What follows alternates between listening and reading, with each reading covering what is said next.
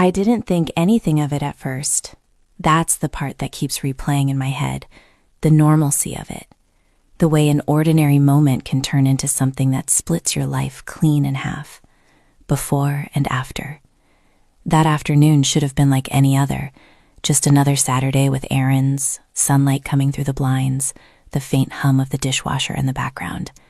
Instead, it became the moment I realized how far things had already slipped, without me even noticing. I was in the kitchen, barefoot on the cold tile, wearing one of his old college t-shirts and a pair of loose shorts. It was quiet, the kind of quiet that feels safe when you've been with someone long enough, the kind of quiet you trust. I had music playing softly from my phone, something mellow, something I wasn't really listening to. I was rinsing out a glass that had dried orange juice stuck to the bottom, leaning slightly over the sink, when I heard the front door open. I didn't turn around right away. I remember thinking he must have forgotten something.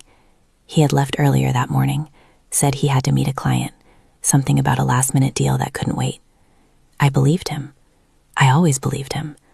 That's the kind of person I was back then. Steady, trusting, maybe a little too comfortable. "Hey," I called out, still focused on the glass. "You're back already?" No answer. I frowned a little, rinsing the last bit of pulp away, then set the glass in the rack. The house felt different all of a sudden, not louder, not quieter, just off, like something had shifted in the air.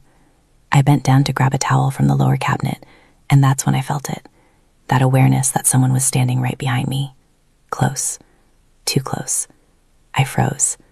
I could feel the heat of a body, the subtle shift of air as someone breathed. My heart didn't race at first, it just paused, like it wasn't sure how to react yet. And then I straightened up slowly, turning around. It wasn't him. It was Mark. I stared at him for a second longer than I should have, my brain trying to catch up to what my eyes were seeing. Mark, my husband's best friend, the guy who had been at our wedding, who helped us move into this house, who sat on this very couch drinking beer on Sunday nights while we watched games. "What are you doing here?" I asked, and my voice sounded thinner than I expected. He didn't answer right away. He just looked at me, and there was something in his expression I couldn't place. Not exactly guilt, not exactly confidence either, just something off. "I knocked," he said finally. Door was unlocked. That wasn't unusual. We lived in a quiet neighborhood. People came and went all the time. Mark had walked in 100 times before without it being weird, but this felt different. Everything about this felt different. "Yeah, but," I shook my head slightly, stepping back, creating space between us. "He's not here." "I know." That hit me harder than it should have. The way he said it, like it was obvious, like that wasn't the point. I crossed my arms without realizing it, suddenly aware of how I was dressed, how exposed I felt in my own kitchen. "So, what's up?" He ran a hand through his hair, glancing toward the living room like he was considering something. Then his eyes came back to me. "I needed to talk to you." There was a weight to it, a seriousness that didn't belong to casual conversation. My stomach tightened a little. "About what?" He took a step closer, and I instinctively stepped back again, my lower back hitting the edge of the counter. Now there was nowhere else to go without making it obvious I was uncomfortable. "About him," he said. I let out a small breath, half relieved, half confused. "What about him?" Mark hesitated. For a moment, I thought he might back out of it, that he'd shrug it off, say I was nothing, maybe crack a joke and grab a beer like he always did, but he didn't. "You ever feel like something's off lately?" he asked. I frowned, my guard going up immediately. "What do you mean?" He studied my face like he was trying to read something in it. "Like he's not telling you everything." A flicker of irritation sparked in my chest. "If you have something to say, just say it." He exhaled slowly, like he'd been holding that breath for a while. "I think he's seeing someone." The words didn't land all at once. They kind of hovered in the air between us, unreal, waiting for me to accept them. "That's not funny," I said, shaking my head. "I'm not joking." I laughed, but it came out wrong, forced, hollow. "No, you have to be. That's not even, why would you say that?" "Because I've seen it," he said quietly. My chest tightened, something sharp and uncomfortable pressing against my ribs. "Seen what?" "Him, with her." I shook my head again, more forcefully this time. No, you didn't. You're mistaken." I wish I was. There was something about the way he said it that made it harder to dismiss. He wasn't smug. He wasn't dramatic. If anything, he looked tired, like he didn't want to be here having this conversation. "When?" I asked, my voice barely above a whisper. "A few times," he admitted. "Over the past couple weeks." Weeks. The word echoed in my head. Weeks. Not a one-time mistake, not a misunderstanding. Something ongoing. Something real. I felt suddenly unsteady, like the ground under me had shifted without warning. I reached back, gripping the edge of the counter to steady myself. No, I said again, softer this time. He wouldn't do that. Mark didn't argue. He just stood there, watching me process it. We've been together for 8 years, I continued, like saying it out loud would somehow make it more true. We just talked about going on a trip this summer. He wouldn't lie like that. I'm sorry, Mark said. I looked up at him, searching his face for any sign that this was some kind of misunderstanding. Why are you telling me this? Because you deserve to know. The answer was simple. Too simple. Or because you think you know something you don't, I shot back, a bit of anger finally breaking through the shock. You ever think about that? I've thought about it a lot, he said. That's why it took me this long to say anything. I pushed myself off the counter, pacing a couple steps before turning back to him. Who is she? He hesitated again. Mark. I don't know her name, he said, but I've seen them together. Close, not just friends. The room felt smaller suddenly, like the walls were closing in. And you're just telling me now, I asked, after a few times. I didn't know how, he admitted. I didn't want to be wrong. I didn't want to hurt you. Well, congratulations, I snapped. You managed to do both. He flinched slightly, but didn't argue. I ran a hand through my hair, trying to think, trying to breathe. None of it made sense. Or maybe it did, and I just didn't want it to. He's been working late, I murmured, more to myself than to him. And those client meetings? Mark didn't say anything, but his silence felt like confirmation. I turned away from him, staring out the window over the sink. The backyard looked exactly the same as it always did. The same fence, the same patch of grass. Nothing had changed out there, but inside, everything felt different. You should talk to him, Mark said gently. I let out a bitter laugh. Yeah, I'll just ask him straight up. Hey, are you cheating on me? I'm sure he'll be honest. You deserve the truth, he repeated. I turned back to him, my eyes narrowing slightly. And you're the one giving it to me? He held his gaze. Someone has to. For a second, neither of us said anything. The tension in the room was thick, heavy, almost suffocating. And then I realized something. You've said you've seen them, I said slowly. Where? He hesitated again, and that hesitation made my stomach drop even further. Mark. He looked at the floor for a moment before answering. Around town, a couple places. What places? His jaw tightened slightly. Does it matter? Yes, it matters, I insisted. If you're going to drop something like this on me, it matters. He looked back up at me, and there was something in his eyes now that I hadn't noticed before. Something complicated. Something I didn't fully understand yet. It matters, I repeated, softer this time. He took a step closer again, and this time I didn't move away. I'll tell you everything, he said, but you're not going to like it. My chest tightened, bracing for whatever was coming next. I already don't like it, I said, and in that moment, standing there in my kitchen with my husband's best friend looking at me like he knew something that could unravel my entire life, I realized that whatever he was about to say, there was no going back from it. I didn't expect the next thing out of his mouth to make it worse, but it did. It made everything sharper, more real, more impossible to ignore. They go to this bar on 9th, Mark said, his voice low, careful. The one with the neon sign out front. Kind of a dive, but not in a bad way. I blinked at him, trying to process. I knew that place. We'd been there together once, maybe twice, back when things still felt easy between us. Back when a random night out didn't feel like something we had to plan weeks in advance. He told me he hated that place, I said, more to myself than to him. Mark gave a small, humorless shrug. People say a lot of things. A wave of something hot and bitter rolled through me. I crossed my arms tighter, like I could hold myself together physically if I just pressed hard enough. And you just happened to be there? I asked, my tone sharper now. A couple times, he admitted. First time I thought it was nothing. I figured maybe it was work or a friend. But the way they were, he trailed off, his jaw tightening. The way they were what? Close, he said. Too close. I let out a slow breath, trying to steady myself, but it felt like my lungs weren't cooperating, like everything inside me was resisting the idea that this could be true. And you didn't think to tell me then? I pressed. I didn't want to be wrong, he repeated, You two, you've always seemed solid. Seemed, I echoed, a hollow edge creeping into my voice. He didn't respond to that. I turned away again, pacing the length of the kitchen, my bare feet whispering against the tile. Every memory I had of the past few weeks started flashing through my head, but now they looked different. Conversations that felt normal suddenly felt staged. Late nights felt like excuses. Even the way he'd been looking at his phone more often, it all started to rearrange itself into something uglier. He told me he had a client meeting today, I said, stopping abruptly and turning back to Mark. That's why he left. Mark hesitated, and that hesitation said everything. Mark, I don't know where he is right now, he said, but I know where he usually goes. I stared at him, my heart starting to beat faster now, not from shock this time, but from something else, something more dangerous, something closer to anger. You're saying he could be there right now? I said. I'm saying it wouldn't surprise me. Silence fell between us again, heavier this time. Charged. I looked at the clock on the wall. It was just past 2 in the afternoon. Too early for a bar, normally.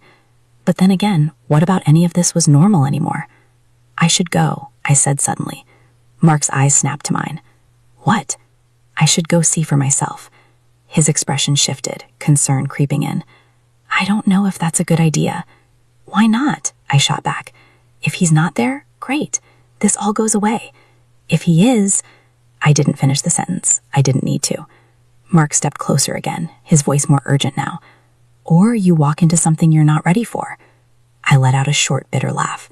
You think I'm ready for any of this? He didn't have an answer for that. I need to know, I said, softer now, but more certain.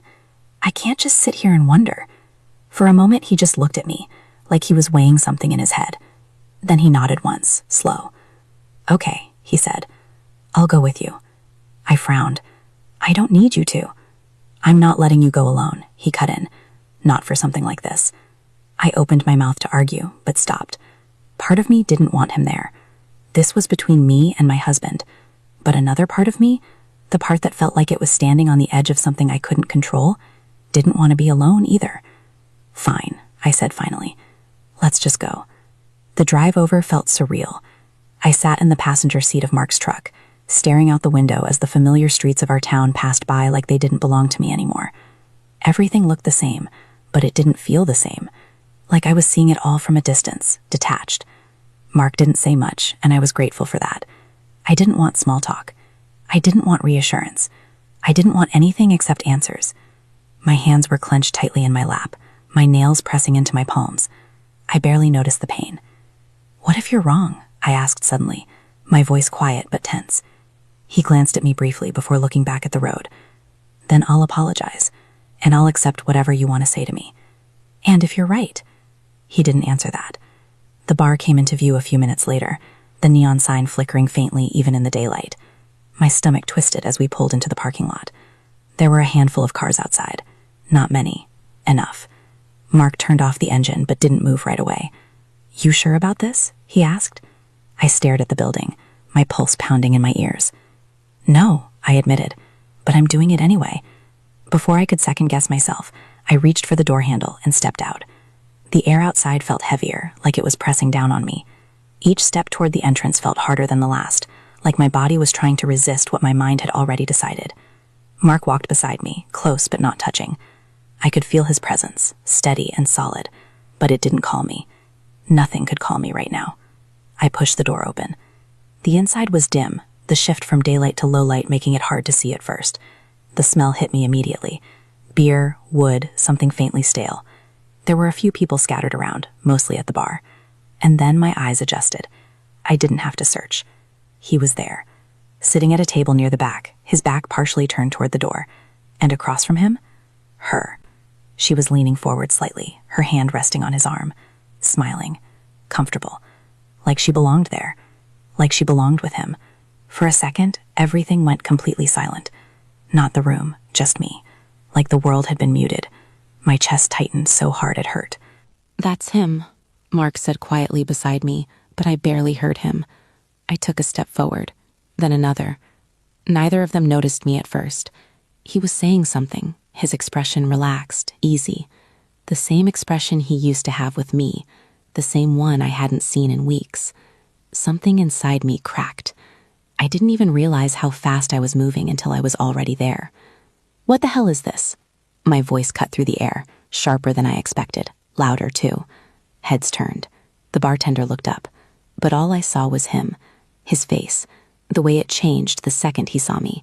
Shock. Pure, unmistakable shock. "What are you doing here?" he stammered, pushing his chair back slightly. I laughed, but it came out shaky, edged with something close to hysteria. "I live here, remember? Or did you forget that part?" The woman across from him straightened, her hand pulling back like she'd been burned. Her eyes flicked between us, confusion written all over her face. "Who is she?"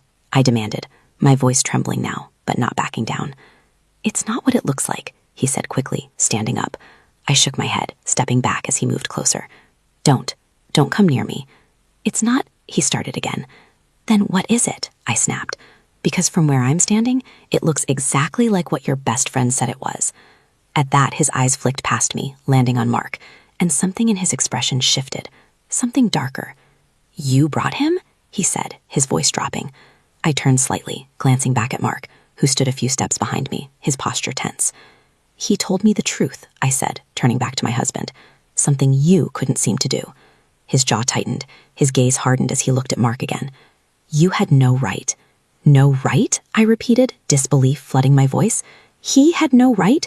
You're the one sitting here with her." The woman stood up now, clearly uncomfortable. "I didn't know," she started, her voice uncertain. I held up a hand, cutting her off. "Don't. Just don't." I couldn't even look at her fully. I didn't want to see her face, didn't want to give her that space in my reality. "I can explain," he said again, but his voice had lost some of its urgency. Now it sounded defensive. "Go ahead," I said, crossing my arms. "Explain." He hesitated, and that hesitation told me everything. "You can't, can you?" I said, my voice quieter now, but somehow more cutting. "Because there's nothing to explain. You lied, you snuck around, I didn't want to hurt you," he cut in. I let out a hollow laugh. "That's funny, because this," I gestured between him and the woman, then to myself, "this hurts a lot more than the truth ever would have." Silence hung heavy between us, thick and suffocating. And then he said something that made everything twist even further. "You shouldn't have come here," he said, his tone colder now. I blinked at him, caught off guard. "Excuse me? This isn't how I wanted you to find out." My chest tightened again, anger flaring hotter this time. "Oh, I'm sorry. Did I ruin your plan?" "That's not what I meant." "Then what did you mean?" I demanded. He ran a hand through his hair, frustration creeping into his expression. "I was going to tell you." "When?" I shot back. "After how many more client meetings? After how many more lies?" He didn't answer. And in that moment, standing there in that dim bar, with strangers watching, and his best friend behind me, and another woman between us, I realized something I hadn't been ready to admit before. This wasn't new. This wasn't a mistake. This was something he had already chosen. And the worst part? I didn't know what hurt more, the fact that he did it, or the fact that I hadn't seen it sooner. I don't remember leaving the bar. I remember the noise, chairs scraping, low murmurs, someone laughing at the wrong time like they didn't understand what they were watching.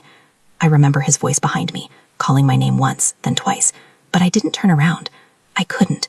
If I looked at him again, I didn't trust myself not to fall apart right there in front of everyone. The next thing I knew, I was outside, the daylight too bright, too sharp. It made everything feel even more unreal, like I had stepped out of one life and into something I didn't recognize. My hands were shaking, not subtly, not something I could hide, full-on trembling like my body was trying to process something my mind couldn't catch up to. "Hey," Mark said, his voice close but careful. "Hey, just breathe." I didn't realize I wasn't breathing right until he said it. My chest felt tight, like something was wrapped around it, squeezing just enough to keep air from coming in properly. "I'm fine," I said automatically. It was a lie, a stupid, obvious lie. I leaned forward slightly, bracing my hands on my knees, trying to steady myself. The parking lot stretched out in front of me, quiet, normal, completely indifferent to the fact that my entire relationship had just detonated in the middle of a bar 5 minutes ago. "Do you want to sit down?" Mark asked. I shook my head quickly. No, I need a second." He didn't push. He just stood there, close enough to catch me if I fell, but not touching me. It was weirdly considerate, or maybe it just felt that way because everything else right now felt so careless. I can't believe this, I muttered, more to myself than to him. I actually can't believe this. You saw it, he said quietly. Yeah, I snapped, straightening up and turning to look at him. I saw it. There was no anger in my voice directed at him, not really, but it came out sharp anyway, because I didn't know where else to put it. He nodded once, accepting it. I told you, he said. I know you did. I dragged a hand through my hair, pacing a few steps before stopping again. I didn't think... I cut myself off, letting out a frustrated breath. I didn't think he'd actually be sitting there like that, like it was nothing. Mark watched me carefully, his expression tight. People get comfortable with things they shouldn't. That's not comfort, I said, my voice rising slightly. I struggled to find the word. That's disrespect. I don't even know what that is. It's him making a choice, Mark said. I let that sit for a second. A choice, not an accident, not a misunderstanding, not something that just happened. A choice.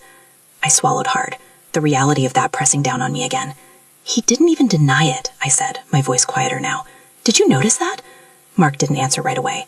He tried to explain, he said carefully. No, I shook my head, cutting him off. He tried to stall. There's a difference. I could still see his face in my head. That moment when he realized I was there, the panic. And then just as quickly, the shift, the defensiveness. Like he was already preparing to justify it instead of regret it. That's what hurt. Not just that he did it, but that he didn't look sorry enough. I feel stupid, I said suddenly. Mark's brow furrowed. You're not stupid. I am, I insisted, turning away from him again. I didn't think... I cut myself off, letting out a frustrated breath. I didn't think he'd actually be sitting there like that, like it was nothing. Mark watched me carefully, his expression tight. People get comfortable with things they shouldn't. That's not comfort, I said, my voice rising slightly. I struggled to find the word. That's disrespect. I don't even know what that is. It's him making a choice, Mark said. I let that sit for a second. A choice, not an accident, not a misunderstanding, not something that just happened. A choice. I swallowed hard, the reality of that pressing down on me again. He didn't even deny it, I said, my voice quieter now. Did you notice that? Mark didn't answer right away. He tried to explain, he said carefully. No, I shook my head, cutting him off. He tried to stall. There's a difference. I could still see his face in my head. That moment when he realized I was there, the panic. And then just as quickly, the shift, the defensiveness. Like he was already preparing to justify it instead of regret it. That's what hurt.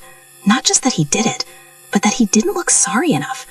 I feel stupid, I said suddenly. Mark's brow furrowed. You're not stupid. I am, I insisted, turning away from him again. I've been sitting at home thinking everything's fine, while he's out there, what? Dating someone else? Living some second life I didn't even know about? You trusted him, Mark said. That's not the same thing right now. There was a pause, the kind that stretches just long enough to make you aware of everything around you.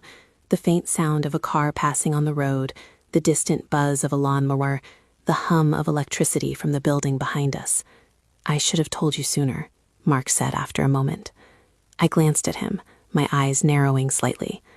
Yeah, you probably should have. He didn't argue. I know. Why didn't you? I pressed, stepping closer.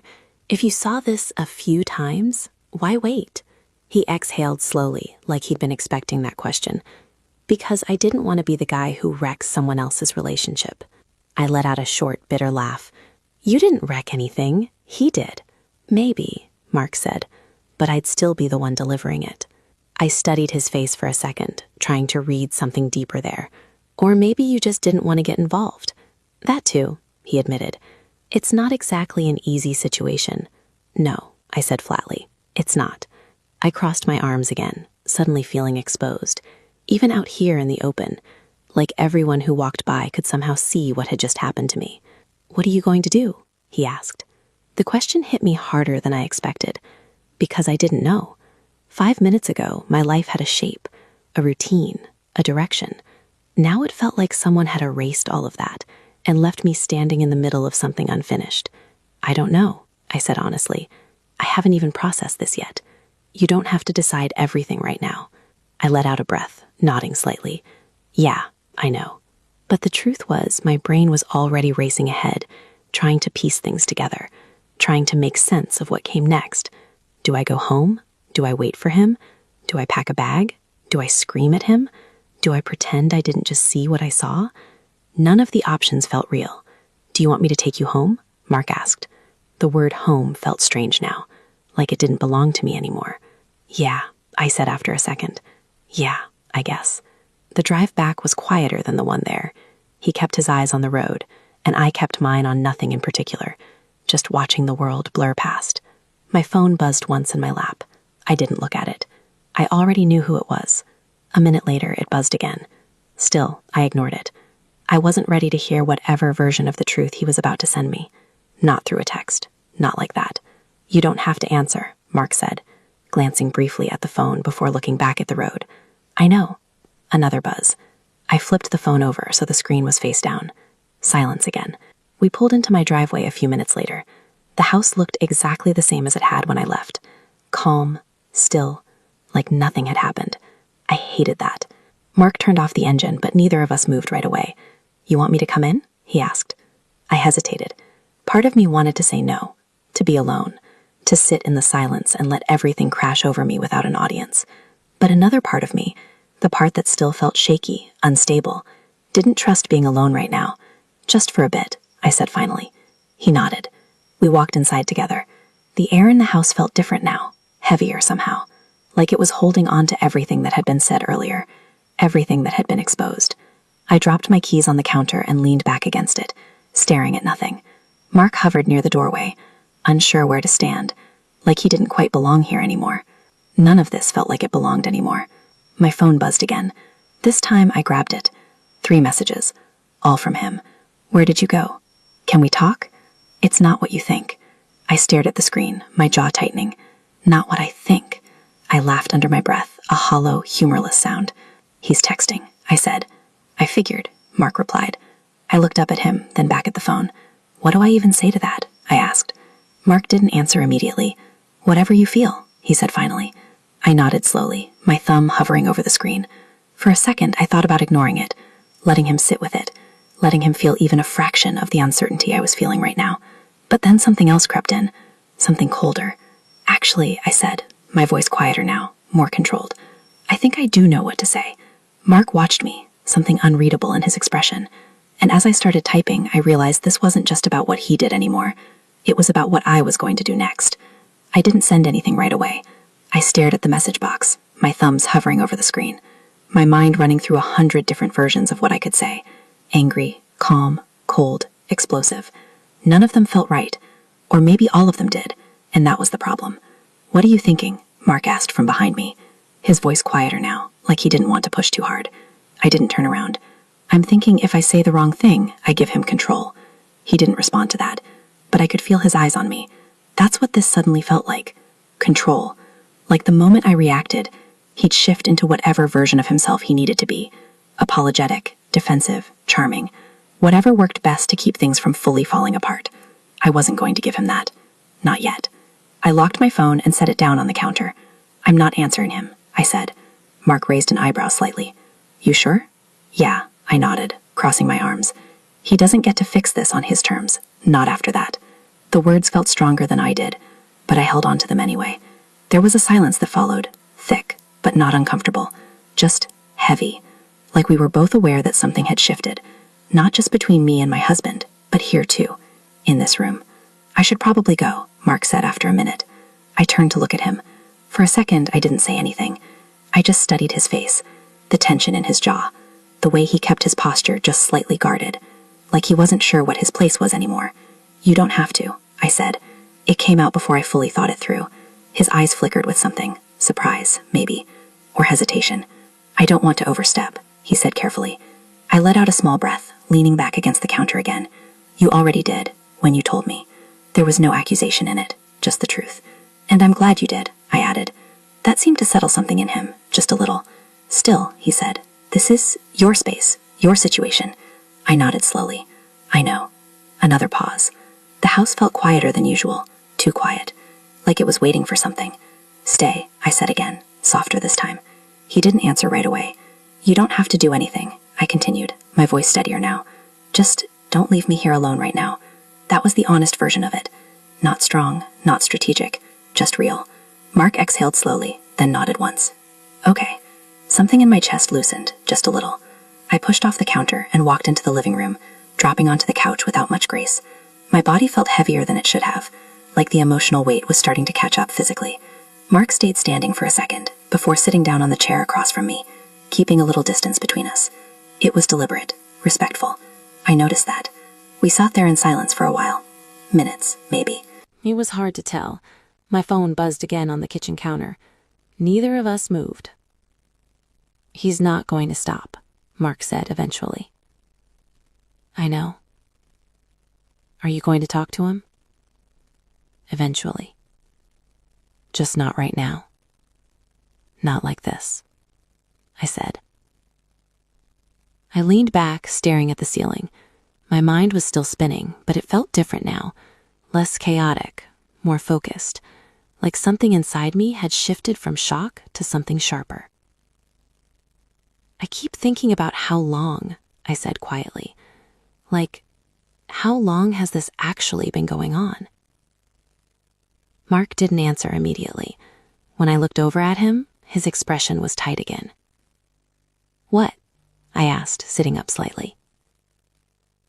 "Nothing," he said too quickly. I narrowed my eyes. "Don't do that." "Do what?" "That thing where you clearly know something and decide not to say it." He looked away, running a hand over the back of his neck. "Mark." He sighed. "I don't know exactly," he said, "but longer than just a couple weeks." The words landed heavier this time. "How much longer?" I pressed. He hesitated again, and I could see the internal debate playing out on his face. Say it or don't say it. Protect me or be honest. "Mark." "A few months," he admitted finally. It felt like the air got knocked out of me. "A few months?" I repeated, my voice barely holding together. He nodded, not meeting my eyes. I let out a slow breath, but it came out shaky. "So while I've been sitting here thinking everything's fine, he's been..." I couldn't even finish the sentence. "I'm sorry," Mark said again. I shook my head, pressing my lips together. "Stop saying that. You didn't do this." "I still should have told you sooner." "Yeah," I said, my voice dull now. "You should have."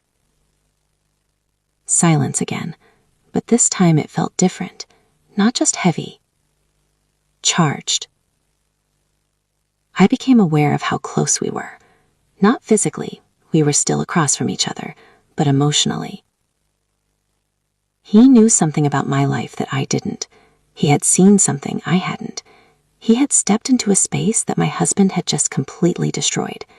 And suddenly, that space felt open, unstable, dangerous.